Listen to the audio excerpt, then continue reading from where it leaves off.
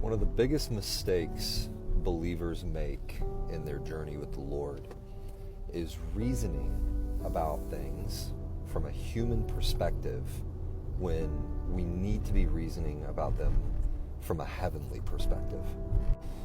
I'll give you an example. I was counseling someone recently who is in a situation that is bringing out the absolute worst parts of them. And from their perspective, they are doing damage to relationships around them. They are doing damage to themselves, and I don't mean physical damage, like they're not like physically attacking anyone or physically harming themselves, but they're going through a circumstance that is bringing out the worst in them. And as that worst part of themselves emerges and is exposed, it is creating all types of issues in their life. And so from their perspective, the idea is that, well, God wouldn't want me to be in this situation because it's bringing out the worst in me. It is causing me to behave in ways that are causing problems in my life. It's hurting other people's feelings. It's hurting my relationships. And so therefore, God wouldn't want me to be in this, and I should exit the situation. I should leave this process that God has me in.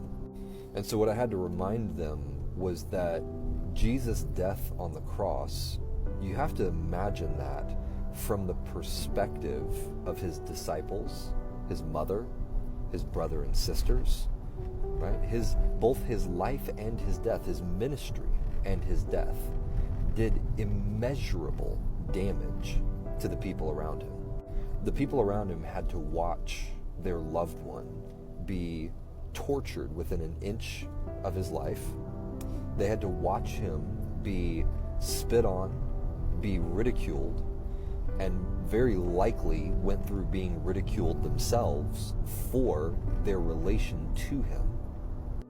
At one point, Jesus practically disowned his own family, calling his disciples his family, because they are the ones who do whatever it is that the Father wants, which in that time was about the most offensive thing that you could possibly do. And yet, God allowed it. He allowed every single person who loved Jesus, who was close to Jesus, to endure immeasurable pain and immeasurable consternation to their lives. And he did so because reconciling humanity to himself was worth the price. It was worth the cost. And you have to think, if we were to look at this through a human lens, we would go, well, surely there must have been a better way. Surely God wouldn't want all of these people to go through all of this horrible suffering, right? And this is the good God argument, right? Surely a good God, from our perspective of what is good, wouldn't allow such a thing to happen.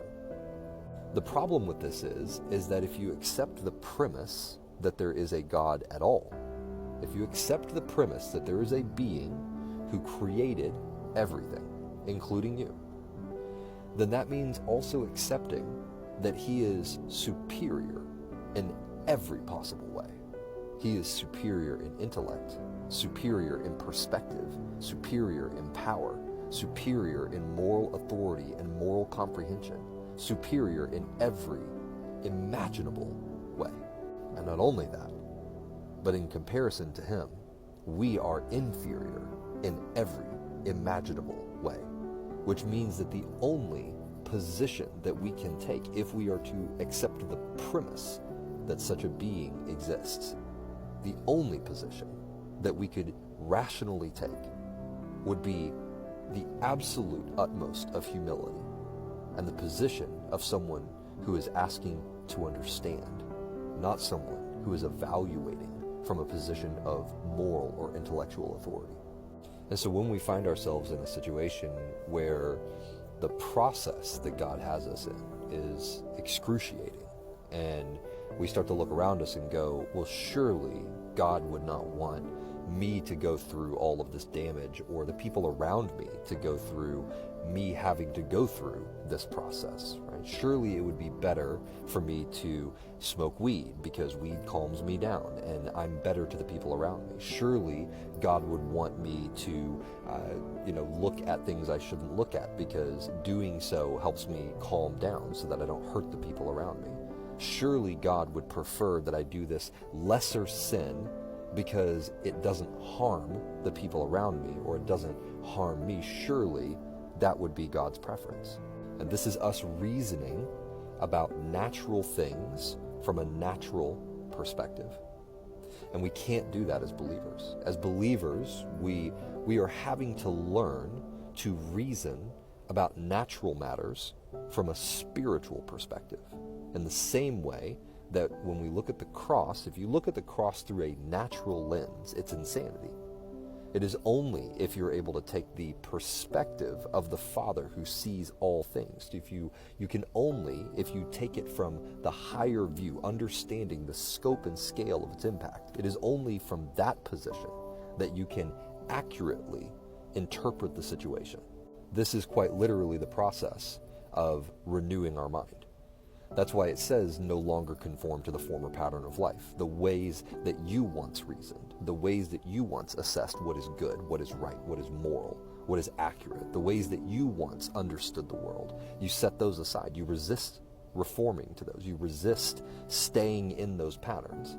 And then something happens. Then you have to allow yourself, but not just once. You have to keep allowing yourself to be transformed from a natural mindset to a spiritual mindset, which brings about the renewing of your mind so that you can begin to see things from God's perspective. And it is only from that place that you can accurately reason about your circumstances. This is the tension of the Christian life. Living in two worlds, having a natural experience and a way in which you once reasoned about those natural experiences, while God is simultaneously transforming you through the renewing of your mind and having to take on a new way of understanding your circumstances, a way that is not only foreign to you, but is contrary to the way that you once understood it. So not only are you having to learn something that's entirely new and foreign that has no basis in your current experiences, but it is contrary to the way in which you would have previously understood it. This is the tension that every believer will face in the process of being matured by the Father. And make no mistake, God does not just want children. He wants mature children. Children who are capable of accurately bearing the image of his Son. And if he didn't spare his own Son in the effort to not only secure us as his children, but to provide a way for us to come to the full measure and maturity that he intended for us, if he did not spare his own Son, I promise you, there is nothing that he will spare in this life to see you brought to the fullness that he intends for you. Now, does that mean that your whole life has to be a life of suffering? Of course not, because a full life of suffering does not present the full measure of God's character. You see, God has to show you that he loves you and to build trust with you. That has to happen. But we also have to go through a measure of suffering in this flesh in order for our natural perspective to let go so that we can begin to take on a heavenly perspective. Because we're beings that are in a body that craves comfort, that craves certainty, that craves for things to be the status quo. That's what we crave in our soul. And if we do not come face to face with the finite nature of this world, if we do not come face to face with the fact that in this world, nothing that we can have, nothing that we can experience will ever even begin to take hold of the glory that is ahead of us, that God has for us in eternity, we would stay here in the same way that a baby would stay in the womb if it had a choice. Like a baby does not want to be born, and it is not until the time comes that the womb becomes so constricting and so uncomfortable that it has to leave. It is only in that place that a baby is ready to finally exit the womb and enter into that frightening thing that we call life. It is in the same way that it is only until our life here becomes so constricting, so uncomfortable, that we will let go of this life and allow him to begin to birth us into a new reality that we call the Spirit. This is the baptism of fire. This is the baptism of fire that Jesus promised. John the Baptist said that he will not only baptize you in the Spirit, but he will also baptize you in fire. The Spirit is what makes you sons. The fire is what makes you mature. And it is in that place of maturity that we become entirely unshakable. And like Jesus on the boat when the storm was threatening to tear everything apart and the disciples feared for their lives, Jesus was at rest.